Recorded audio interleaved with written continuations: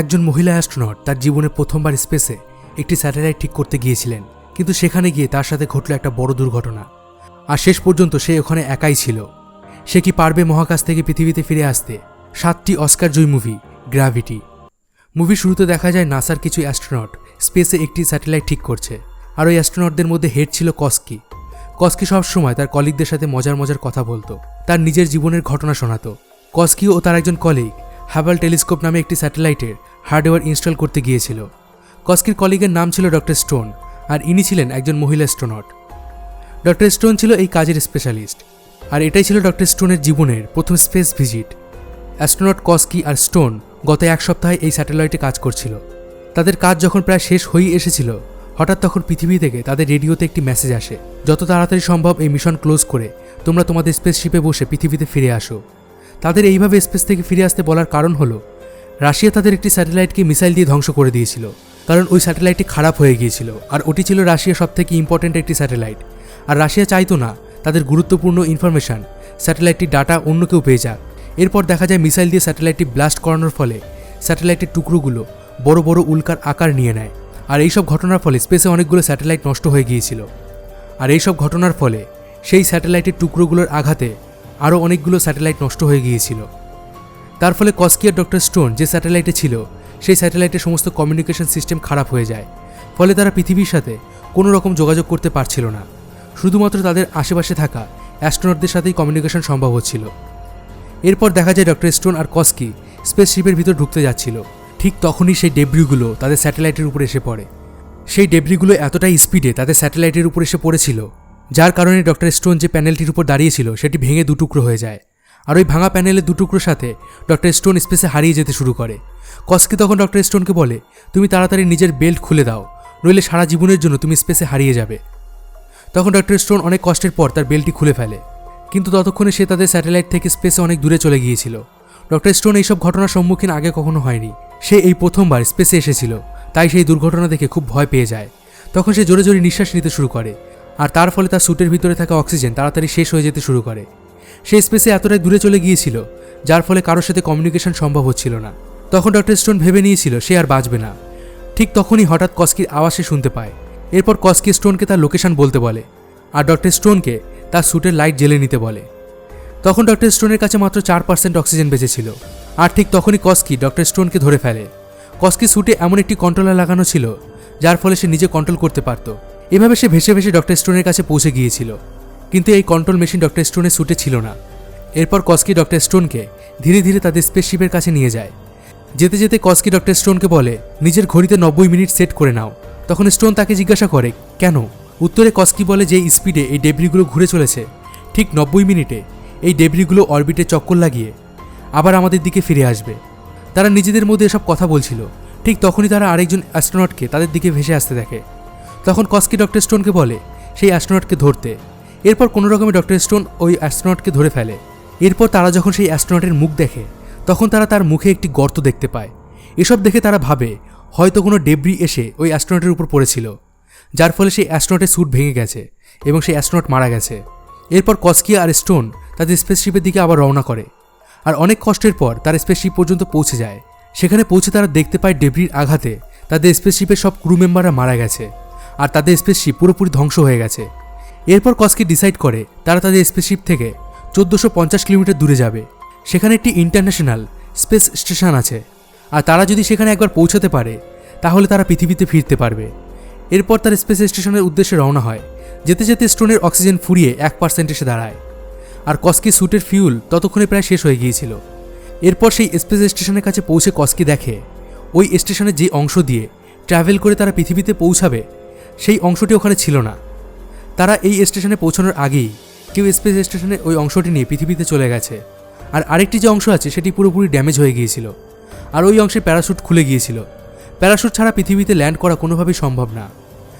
তখন স্টোন কস্কিকে বলে, আমার মনে হয় এর মধ্যে 2-1টা থ্রাস্ট এখনও ভালো আছে, যার সাহায্যে আমরা এখান থেকে 100 কিলোমিটার দূরে চাইনিজ স্পেস স্টেশন পর্যন্ত পৌঁছাতে পারবো। থ্রাস্ট হলো এক ধরনের ক্যাপসুল, যার সাহায্যে স্পেসে এক জায়গা থেকে অন্য জায়গায় যাওয়া যায়। এরপর দেখা যায় কস্কি নিজের স্যুটের পুরো পাওয়ার একেবারে ব্যবহার করে নিজের সাথে স্টোনকে স্পেসশিপের দিকে টেনে নিয়ে যায়। তারা খুব ফাস্ট স্পেসশিপের দিকে যেতে শুরু করে। কস্কি তার স্যুটকে আর কন্ট্রোল করতে পারছিল না, কারণ তার স্যুটের পাওয়ার শেষ হয়ে গিয়েছিল। তারা এতটাই দ্রুত স্পেসশিপের দিকে এগোচ্ছিল যে তাদের নিজেদের উপর কোনো কন্ট্রোল ছিল না। তারা সোজা গিয়ে স্পেসশিপের গায়ে ধাক্কা দেয়, যার ফলে তারা যে বেল্টের সাহায্যে একে অপরের সাথে বাঁধা ছিল সেই বেল্টটি ছিঁড়ে যায়। তারা চেষ্টা করছিল স্পেসশিপের কোনো একটি অংশ ধরে ফেলার, কিন্তু তারা পারেনি। তখনই দেখা যায় স্টোনের পা প্যারাসুটের দড়ির সাথে আটকে গেছে, আর তখন স্টোন কস্কি যে বেল্টের সাথে বাঁধা ছিল সেই বেল্টটি ধরে ফেলে। কিন্তু তাদের দুজনের ওয়েটের প্রেসারে যে দড়িটি স্টোনের পায়ে আটকে ছিল সেটিও খুলে যেতে শুরু করে। কস্কি তখন স্টোনকে বলে, তুমি আমাকে ছেড়ে দাও, কিন্তু স্টোন কস্কিকে কিছুতেই ছাড়তে যাচ্ছিল না। স্টোন কস্কিকে বলে, আমি তোমাকে ধরে ফেলবো, কিন্তু কস্কি জানে সে যদি স্টোনের সাথে নিজেকে বেল্ট দিয়ে বেঁধে রাখে তাহলে তার সাথে সাথে ডক্টর স্টোনও স্পেসেই কোথাও হারিয়ে যাবে। এরপর কস্কি ডক্টর স্টোনকে বলে, তুমি নিজেকে বাঁচাও। কথা বলে সে তার বেল্টের হুক খুলে দেয়, আর সে স্পেসে হারিয়ে যেতে শুরু করে। যেতে যেতে সে স্টোনকে বলে, তুমি ক্যাপসুলের ভেতরে যাও, তোমার অক্সিজেন শেষ হতে চলেছে। স্টোন বলে, ক্যাপসুলে বসে আমি তোমাকে নিতে আসছি। তখন কস্কি তাকে বলে, এর জন্য অনেক দেরি হয়ে গেছে, এখন আর তা সম্ভব নয়। আমি তোমার থেকে অনেক দূরে চলে এসেছি। তুমি ক্যাপসুলে বসে চাইনিজ স্টেশনে চলে যাও, আর সেখান থেকে সোজা পৃথিবীতে চলে যেও। এরপর কস্কি আর স্টোনের মধ্যে কমিউনিকেশন বন্ধ হয়ে যায়। এই দুর্ঘটনায় কস্কি নিজের জীবন দিয়ে স্টোনকে বাঁচিয়েছিল। এরপর স্টোন স্পেস স্টেশনের ভিতরে চলে যায়, আর সে তার হেলমেট খুলে ফেলে।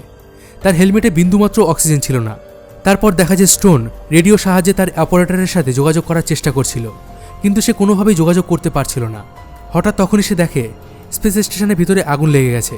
তখন স্টোন তাড়াতাড়ি করে ক্যাপসুলের ভিতরে যায়, আর সেই ক্যাপসুলটিকে স্পেসশিপ থেকে আলাদা করে দেয়। কিন্তু ওই খুলে যাওয়া প্যারাশুটের দড়িতে ক্যাপসুলের কিছুটা অংশ পেঁচিয়ে গিয়েছিল, আর ক্যাপসুল যখন একটু সামনের দিকে এগিয়েছিল ঠিক তখনই একটা ঝটকা লাগে, আর ক্যাপসুল আবার পিছনের দিকে গিয়ে স্পেসশিপের গায়ে ধাক্কা লাগতে যাবে। ঠিক তখনই স্টোন ক্যাপসুলকে নিজের কন্ট্রোলে করে নেয়। এরপর যখন ডক্টর স্টোন ক্যাপসুলটিকে পুরোপুরি কন্ট্রোল করে নেয়, তারপর সে ক্যাপসুলের বাইরে বেরিয়ে ওই প্যারাশুটের দড়িটিকে কেটে দেয়। কিন্তু ঠিক তখনই 90 মিনিট সম্পূর্ণ হয়ে যায়, যার ফলে সেই ডেব্রিগুলো পুরো স্পেসে এক পাক লাগিয়ে আবার তার দিকে ফিরে আসে। এরপর সে তাড়াতাড়ি ক্যাপসুলের মধ্যে ঢুকে পড়ে আর ইঞ্জিন স্টার্ট করার চেষ্টা করে, কিন্তু সে কিছুতেই ইঞ্জিন স্টার্ট করতে পারছিল না। এরপরে স্টোন চেক করে দেখে ক্যাপসুলের ভিতরে ফিউল ছিল না। এসব দেখে ডক্টর স্টোন খুব ঘাবড়ে যায়, আর সে কন্টিনিউ পৃথিবীর সাথে যোগাযোগ করার চেষ্টা করে। একসময় সে রেডিওতে কারো শব্দ শুনতে পায়। স্টোন বুঝে যায় যে পৃথিবীতে তার সাথে কারোর কন্ট্যাক্ট হয়েছে, কিন্তু একটু পরে সে বুঝতে পারে তার কন্ট্যাক্ট পৃথিবীতে কোনো নর্মাল মানুষের সাথে হয়েছে, যাতে তার কোনো লাভ নেই। এরপর ডক্টর স্টোন পুরোপুরি ভেঙে পড়ে, সে জীবনের কাছে হার মেনে নেয়। তখন সে তার ক্যাপসুলের অক্সিজেন বন্ধ করে দেয়। সে বুঝতে পেরেছিল তার বাঁচার আর কোনো রাস্তা নেই। ঠিক তখনই তার মাথায় একটি আইডিয়া আসে।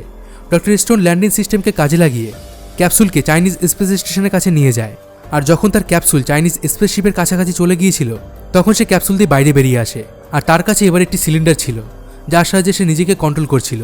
এখন স্টোন তার কাছে থাকা সিলিন্ডারের গ্যাসের প্রেসারের সাহায্যে নিজের স্পিড কন্ট্রোল করে চাইনিজ স্পেস স্টেশনে ল্যান্ডিং করার চেষ্টা করে।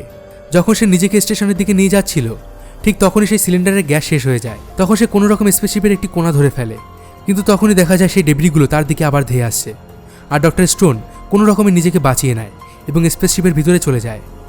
এরপর সে স্পেসশিপ স্টার্ট করার চেষ্টা করে, কিন্তু সে পারছিল না, কারণ এটি ছিল চাইনিজ স্পেসশিপ। তাই স্পেসশিপের ভিতরে যা কিছুই লেখা ছিল সব ছিল চাইনিজ ভাষায়, আর ডক্টর স্টোন এই ভাষা বুঝতে না পারায় সে স্পেসশিপ স্টার্ট করতে পারছিল না।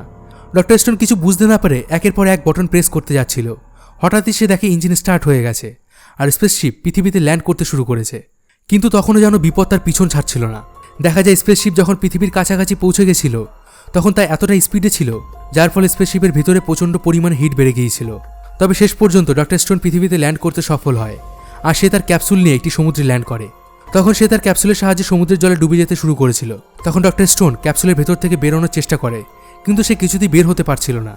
অনেক চেষ্টার পরে সে ক্যাপসুল থেকে বাইরে বেরিয়ে আসে, কিন্তু সে জলের উপর যেতে পারছিল না, কারণ সে স্পেস স্যুট পরেছিল। এরপর ডক্টর স্টোন কোনো রকমে অনেক কষ্ট করে তার স্পেস স্যুট খুলে ফেলে এবং সে জলের উপরে উঠে আসে। তারপর কোনো রকমে সাঁতার কেটে সে সমুদ্রের কিনারায় পৌঁছে যায় আর স্বস্তির নিঃশ্বাস নেয়। এরপর মুভিটি এখানেই শেষ হয়ে যায়। বন্ধুরা, এই মুভিটি 2013 সালে রিলিজ করেছিল। এই মুভিটি IMDb রেটিং হলো 7.7 আউট অফ 10। এই মুভিটি মোট 7টি অস্কার জিতেছিল। আপনার এই মুভিটি কেমন লাগলো এবং আপনি এই মুভিটিকে 10-এ কত রেটিং দেবেন আমাকে কমেন্ট বক্সে অবশ্যই জানান। ভিডিওটি ভালো লাগলে অবশ্যই একটি লাইক এবং শেয়ার করে দিন। আবার ফিরবো একটি নতুন মুভির গল্প নিয়ে। Till then, good by.